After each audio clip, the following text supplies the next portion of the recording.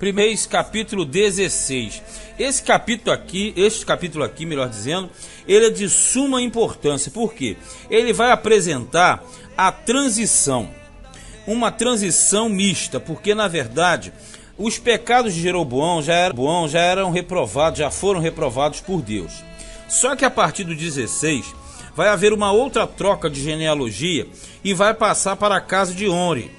Passando para a casa de Onri, nós entraremos no período de Acabe, que vai ser o pior período de Israel, porque ele vai justamente colocar o Baal como sendo o Deus da terra por influência de sua esposa Jezabel.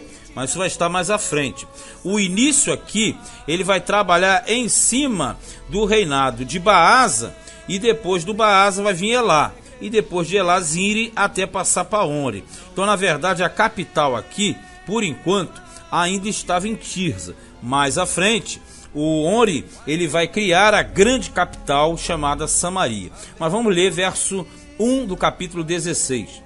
Então veio a palavra do Senhor a Jeú, filho de Hanani, contra Baasa, dizendo: porquanto te levantei do pó e te pus por chefe sobre o meu povo Israel, e tu andaste no caminho de Jeroboão, e fizeste pecar a meu povo Israel, irritando-me com os seus pecados. Eis que tirarei os descendentes de Baasa e os descendentes da sua casa, e farei a tua casa como a casa de Jeroboão, filho de Nebate. Vamos compreender. Deus levantou Jeroboão para ser rei do norte, rei de Israel. Jeroboão fracassou com os bezerros de ouro, com os altos, que são os montes, com os rapazes escandalosos, com os sacerdotes que não eram levitas e etc. Aí Deus desarraigou a casa de Jeroboão. Passou para Baasa, nós vimos aqui. Só que o Baasa também fracassou. Então Deus mandou o profeta Jeú, não confundir aqui o profeta Jeú, que é filho de Hanani, com o Jeú, filho de Ninsi, que vai aparecer lá na frente. E na verdade aquele é outro, aquele vai ser o exterminador levantado por Deus. Então aqui é o profeta, eu falei há pouco, no outro capítulo. Cada nome desses repetido não quer dizer que sejam a mesma pessoa, porque são nomes comuns para a época.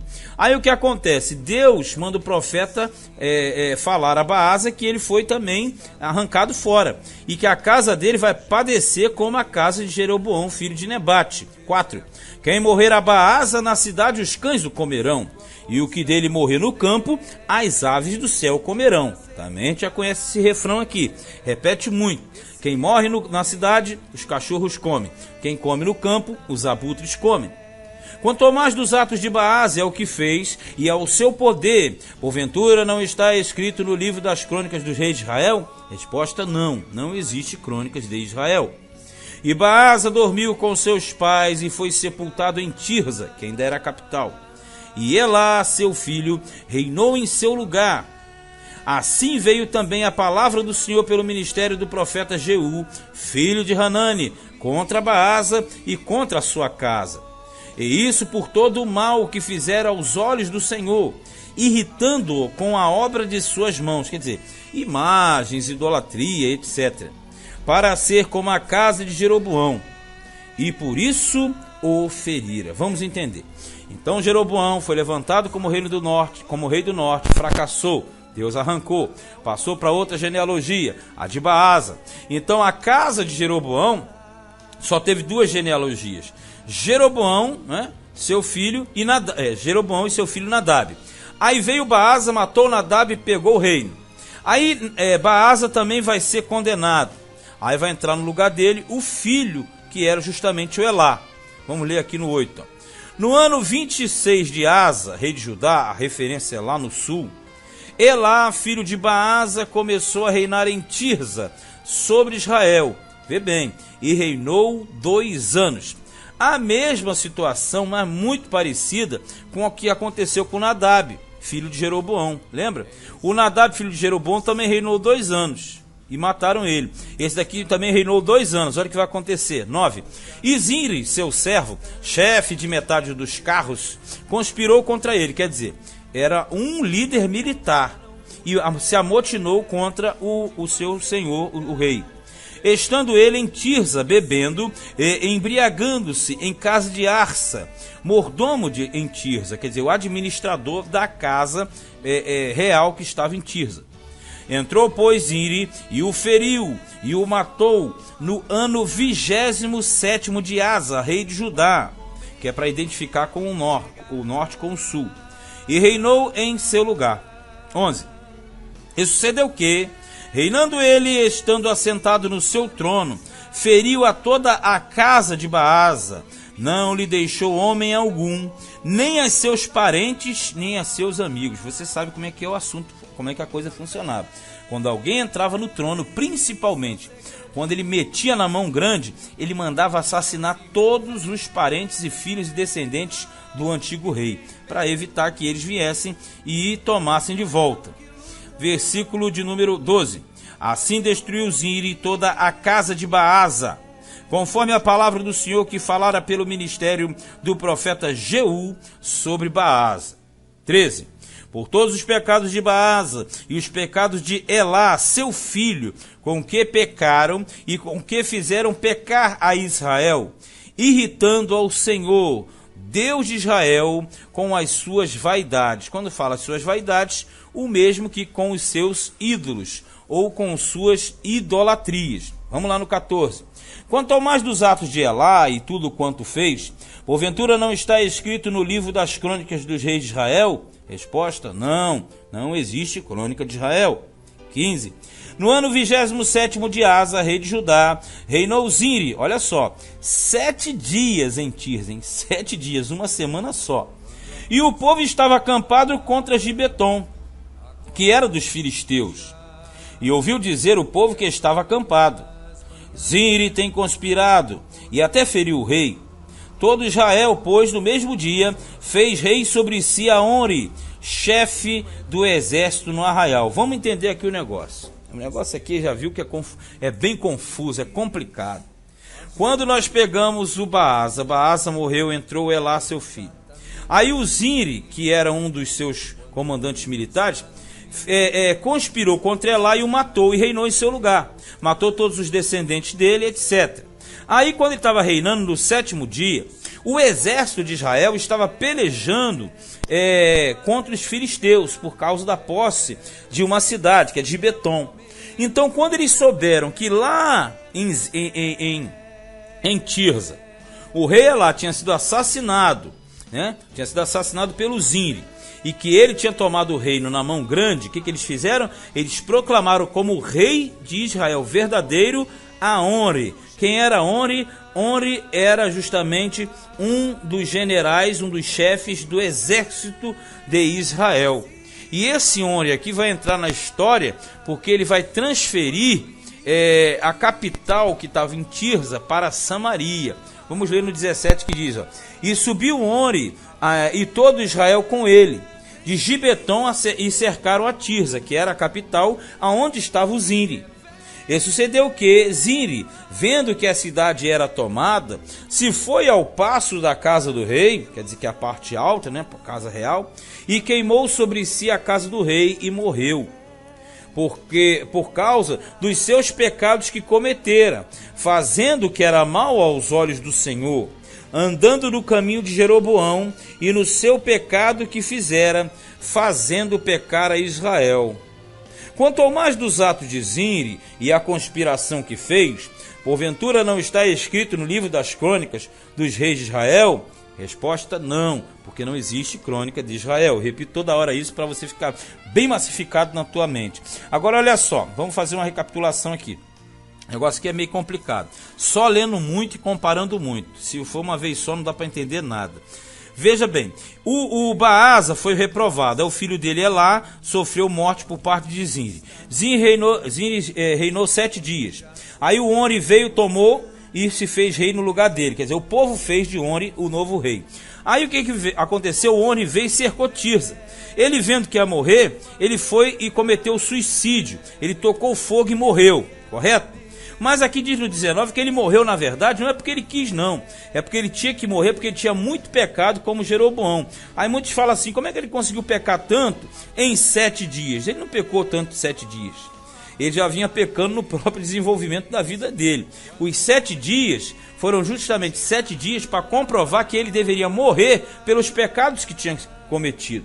E aqui diz que ele exterminou toda a casa de Baasa, que era um propósito de Deus. Aí se você pega, na hora que o Baasa tomou toda a casa de Jeroboão, destruiu toda a casa de Jeroboão, propósito de Deus. Quando você pega o Zinri destruiu toda a casa de Baasa, propósito de Deus. E agora entra Onri. Onri entrou, e quando Onri entra, ele vai fazer uma das maiores obras dentro do reino de Israel.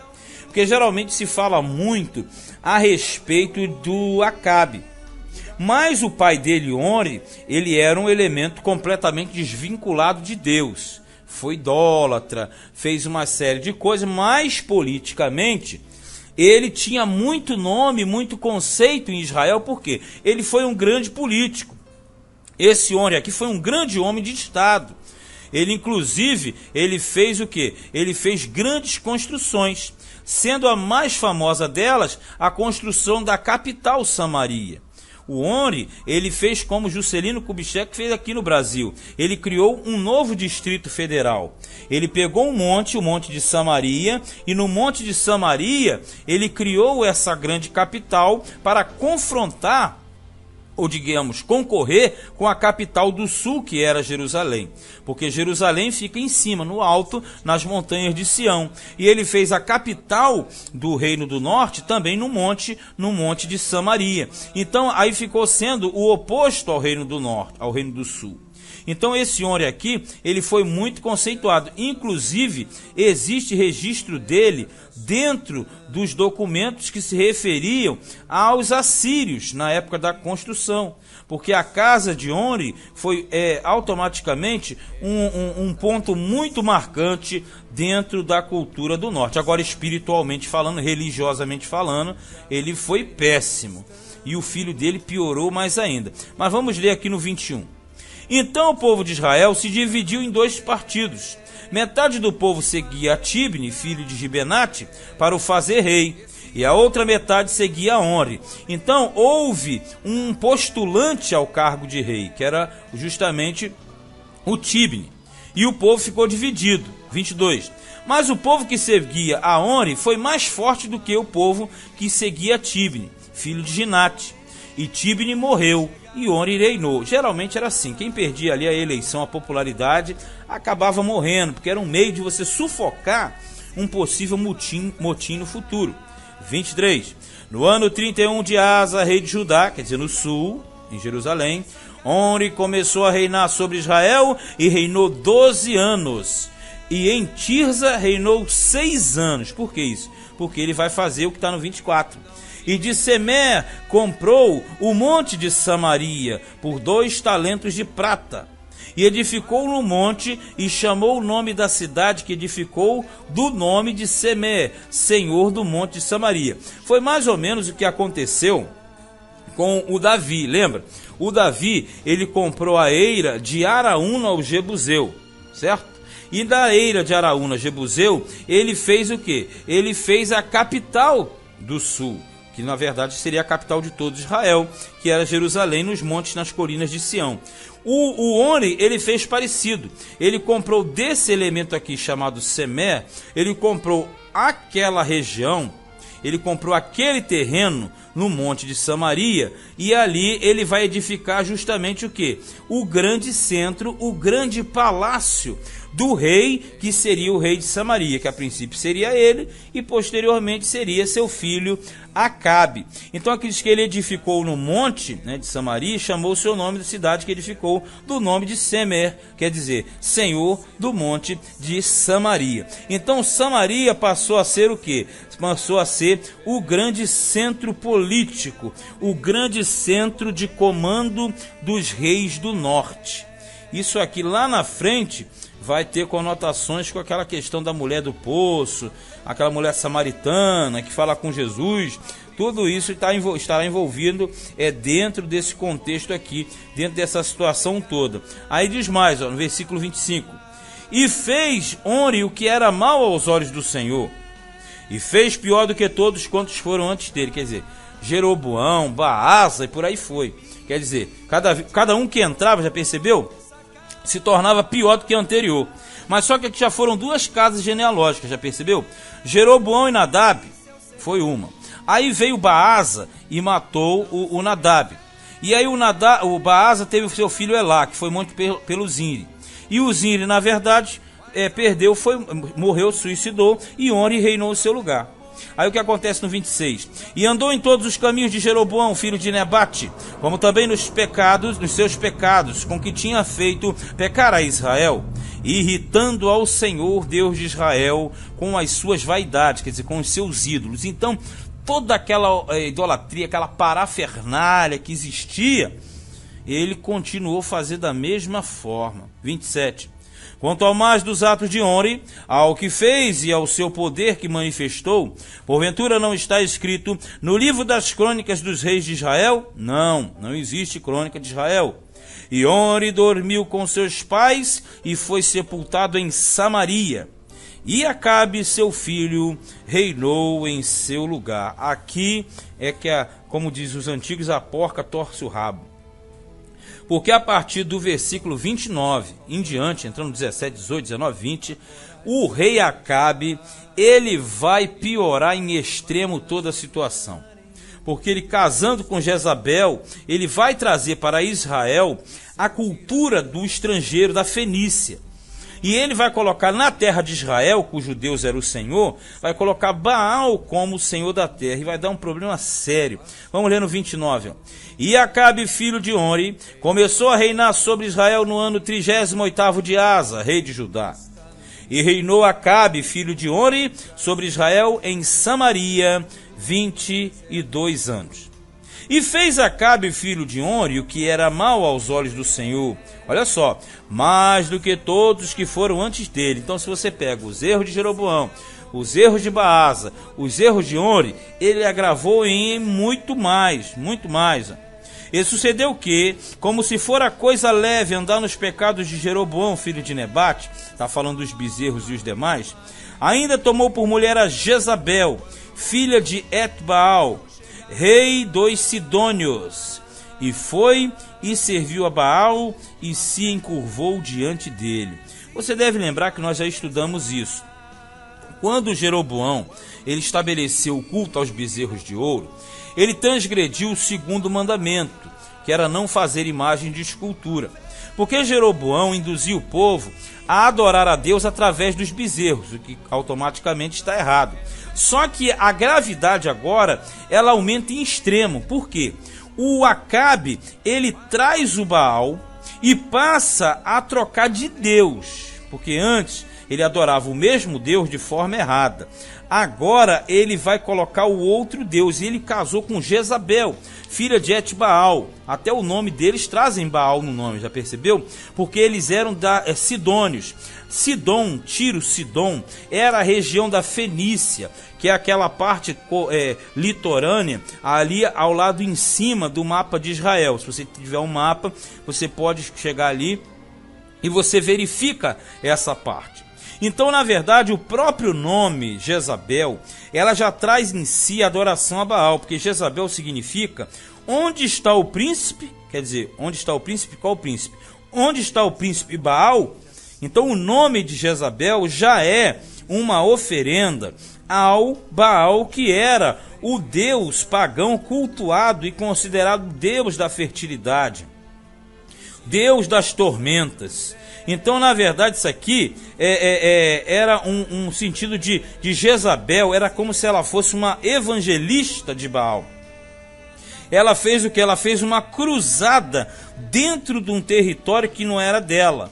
Ela fez uma cruzada vindo para Israel, trazendo a religião de Baal.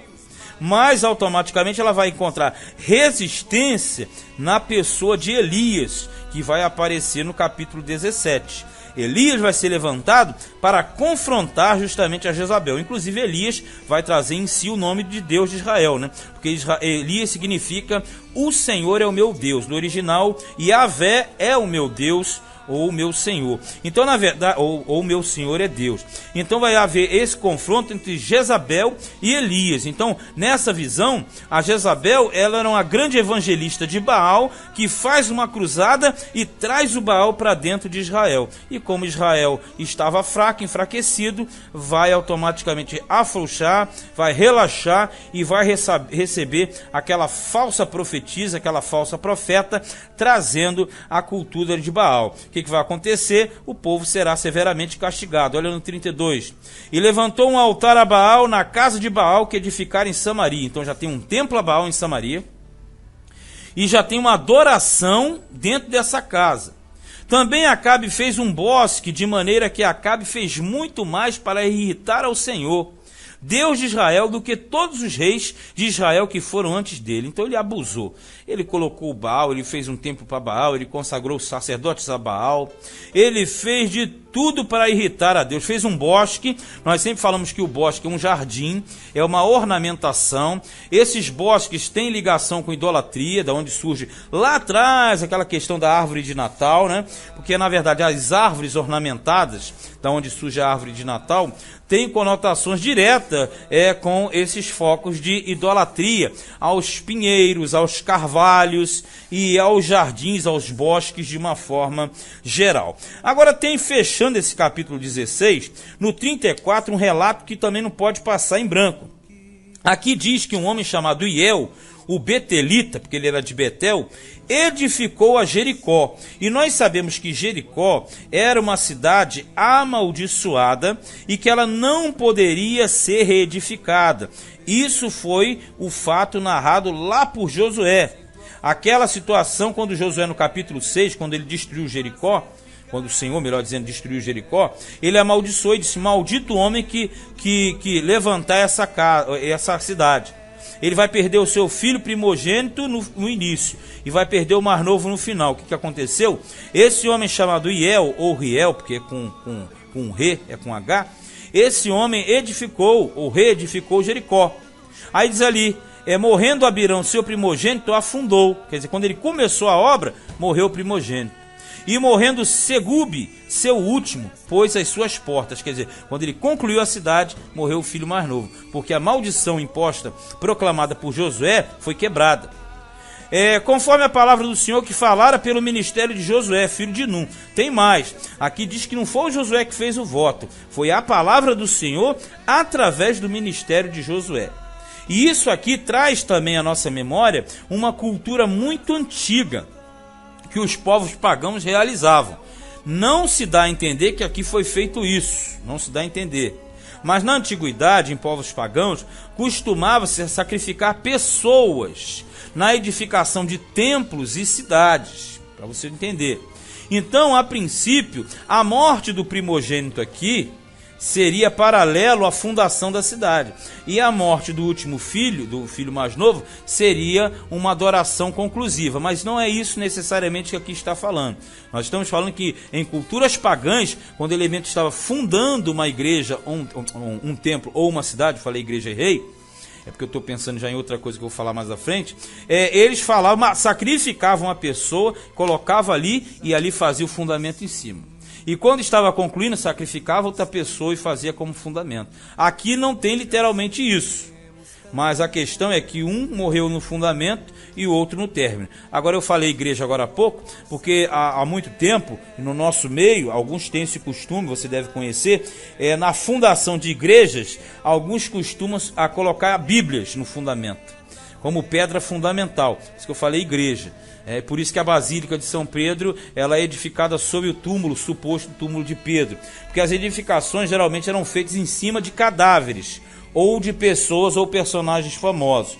Então essas culturas de fundamentação eram muito problemáticas em relação ao paganismo, porque muitas envolviam sacrifícios de pessoas que eram colocadas como fundamento de edificações. Mas no caso aqui não é isso que a gente quer falar. Se isso aconteceu ali, até porque estava envolvido em muito paganismo, não está um relato claro aqui. Pode até ter acontecido, mas só estamos marcando que quando o Iel edificou a cidade, morreu um filho. Quando ele concluiu, morreu o outro filho. E na verdade aqui começa o grande período, uma grande tribulação que vai assolar o reino do norte, o reino de Israel. Bastante informação, capítulo grande. Este foi 1 Reis, capítulo 16.